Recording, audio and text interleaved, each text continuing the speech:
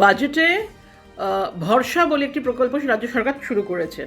আজকেই মাননীয় অর্থমন্ত্রী সেটা অ্যানাউন্স করলেন, খুব ভালো কথা। কিন্তু মুশকিলটা হচ্ছে, দেখুন, সরকার হয়তো তার প্রকল্প চালু করলো, সরকার হয়তো চেষ্টা করছে 3,000 টাকা করে দিতে, কিন্তু সরকারকে বুঝতে হবে, মাননীয় মুখ্যমন্ত্রীকে বুঝতে হবে যারা স্নাতকোত্তরে পাশ করেছে বা স্নাতকোত্তর যারা রয়েছে, গ্র্যাজুয়েট, পোস্ট গ্র্যাজুয়েট বা তার ওপরে, তারা 3,000 টাকা করে এই ভিক্ষা ভাতা অনুদান, এই ধরনের খয়রাতি, এগুলো এগুলো চায় না। তারা এই ধরনের ভিক্ষা চায় না, তারা কর্ম চায়, তারা তারা কাজের সুযোগ চায়। They want opportunity of jobs. তাদের যাতে আয়ের উৎস করে দিন, আয়ের আয়ের অপরচুনিটি দিন, সুযোগ করে দিন, তাদের কাজ দিন। রাজ্য সরকারের তো ভ্যাকেন্সি পড়ে রয়েছে প্রায় 4 লক্ষর ওপরে ভ্যাকেন্সি আছে। তো সেখানে আপনারা 1 লক্ষ শুধু একমাত্র এখন তাদেরকে নিয়োগ করবেন, কিন্তু কেন বাকিদের করবেন না কেন? তাহলে তো এই সমস্ত ছেলেগুলো, এদের একটু দরকার হলে টেকনিক্যাল ট্রেনিং দিয়ে নিন। টেকনিক্যাল ট্রেনিং দিয়ে বিভিন্ন রকমের যে দপ্তর রয়েছে সেই সমস্ত দপ্তরের মধ্যে তাদেরকে পারলে ইনক্লুড করে নিন। তাহলে পরে তো এই ছেলেমেয়েগুলো তো চাকরি পায়। গ্র্যাজুয়েট হয়ে যদি বসে বসে বাড়িতে ওই 3,000 টাকা মাসিক ওই ভাতাটা নেয়, তাতে লাভ কি হবে? 3,000 টাকায় কি হয়? মোবাইল রিচার্জ ছাড়া আর কি হবে? আর কি হতে পারে?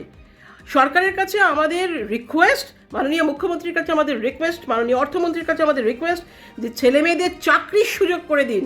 এইসব ভাতা ভিক্ষা, এই ধরনের খয়রাতির এই কালচারটা বন্ধ করুন।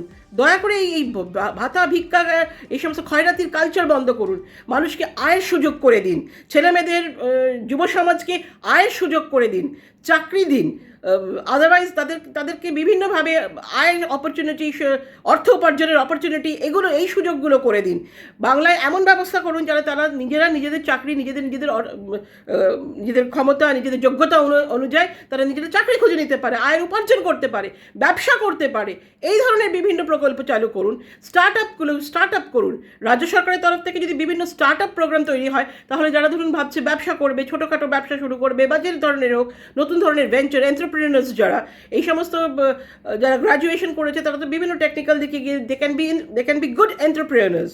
তাহলে এবার বাঙালি তো ব্যবসা করাই ভুলে গেছে, সারাক্ষণ শুধু চাকরির জন্য হাঁ করে বসে থাকে, কতক্ষণে গভর্নমেন্ট চাকরি, সরকারি চাকরি পাবো। তাদের এখনকার ছেলেমেয়েদের মধ্যে একটা প্রবণতা এসেছে যে তারা ব্যবসা করতে চাইছে, কিন্তু তাদের ফান্ডিং নেই, তাদের ফাইন্যান্স নেই। রাজ্য সরকারের কাছে আমার রিকোয়েস্ট, মাননীয় মুখ্যমন্ত্রী, মাননীয় অর্থমন্ত্রীর কাছে, আপনারা স্টার্ট আপের ব্যবস্থা করুন। রাজ্য সরকারের তহবিল থেকে স্টার্ট আপের ব্যবস্থা করুন, যাতে করে যদি কেউ ব্যবসা করতে চায়, নিউ ইয়াং এন্টারপ্রেনার্স, তাদেরকে এনকারেজ করুন, যাতে তারা ফোরফ্রন্টে আসে। তাদের দেখে আরও মানুষরা উদ্বুদ্ধ হবেন, এনকারেজ হবেন, ইন্সপায়ার্ড হবেন, সেই সমস্ত ছেলেমেয়েরা আরও এগিয়ে আসবে।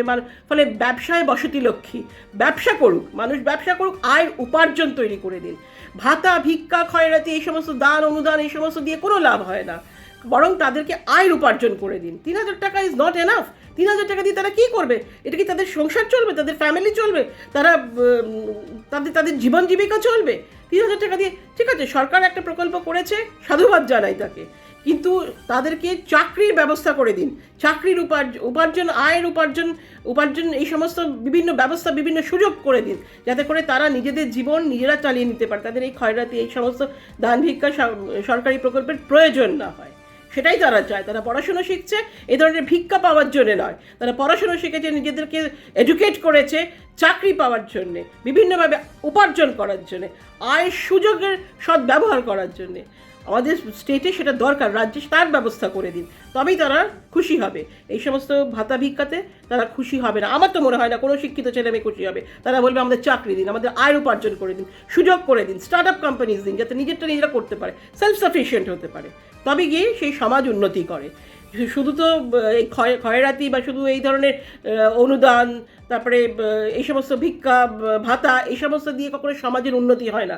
সমাজের উন্নতি হয় যখন সেখানে একটা টাকার ইন অ্যান্ড আউট ফ্লো থাকে, সেখানে আয়ের উপার্জন হয়, মানুষের কর্মসুযোগ তৈরি হয়, কর্মক্ষমতা অনুযায়ী মানুষের কর্মসুযোগ তৈরি হয়, তবে গিয়ে সেখানে সেই সমাজ উন্নত হয়, সেই আর্থসামাজিক উন্নতি তৈরি হয়। আদারওয়াইজ এই খয়রাতি, এই সমস্ত ভাতা ভিক্ষা দিয়ে কিন্তু কোনোদিন সমাজের উন্নতি হয় না, আর মানুষের উন্নতিও করা যায় না। এটা আপনারা কিন্তু কাইন্ডলি দেখুন, মাননীয় অর্থমন্ত্রী, মাননীয় মুখ্যমন্ত্রী, আপনাদের এই যুব সমাজের যাতে উপার্জনের ব্যবস্থা হয়, উপার্জনের সুযোগ হয়, তার ব্যবস্থা করে দিতে হবে আপনাদের। সেটাই কিন্তু সবার দাবি আপনাদের কাছে।